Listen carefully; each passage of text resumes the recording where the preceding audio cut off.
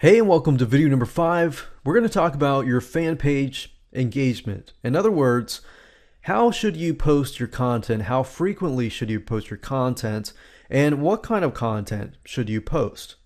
And where can you get some ideas on what type of content to post? Well, let's talk about that.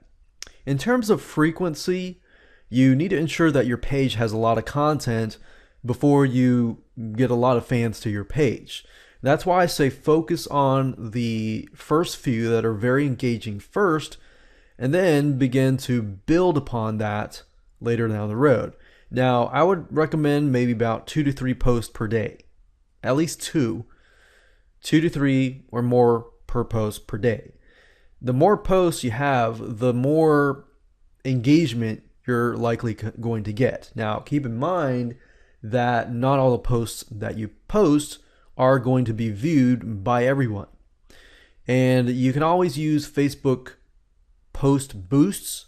That means you boost a specific post so that just about everybody sees your post. Now, I don't really recommend that until you actually grow your fan base to a larger base. So we're starting small and we're building upon that. Now, in terms of what kind of content you should post, well, if we take a look at the survivalist niche, we can see here that there are very extreme cases. There's really extreme a case on one side that posts a lot of different types of content, and then we have the type of survivalism on like how to open a can without a can opener, or tools of any kind such as this, or how to do homesteading and live independently without the need for the government and for things of that nature. Or if natural disasters happen, what can you do? How can you survive?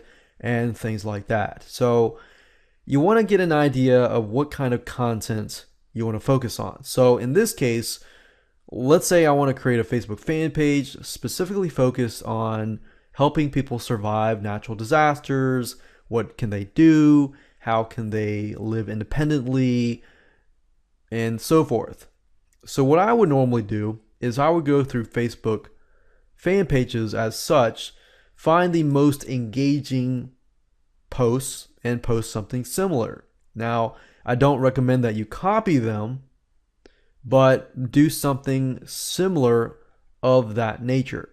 Because instead of reinventing the wheel, you have something that is already proven to you that works. Now, in terms of getting more content, I would revisit Amazon.com, specifically Kindle books. Now, if you take a look at Kindle books, for example, this book here that says Shoestring Survivalism, How to Prepare for Bad Times on a Budget. So if we click on this Kindle edition here, and we just take a look at the table of contents, we can get a better idea of what kind of content that we can create. So what I recommend that you do, don't copy this. That's plagiarism. That's not right. But I recommend that you take a look at different books, jot it down, maybe print this here out right here, and then take a look at the other books. Compare apples to apples. Get an idea of these books within the niche.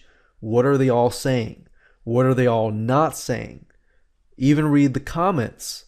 See if you can find complaints. People might say, well, I like this book, but it didn't necessarily cover this, and this. So jot that down. What is this, and this? If you can see a pattern between all of these books that a lot of people are saying, okay, they're not necessarily saying this, I'm still frustrated because I don't have the answers to the specific questions. If that's the case, guess what? You could build your own report. You could write up your own report, give it away as a freebie to build your list or to get people to your Facebook fan page. So that in itself is a great way to build a lot of engagement, a lot of content that people really want, especially if other people, other authors are not covering that content.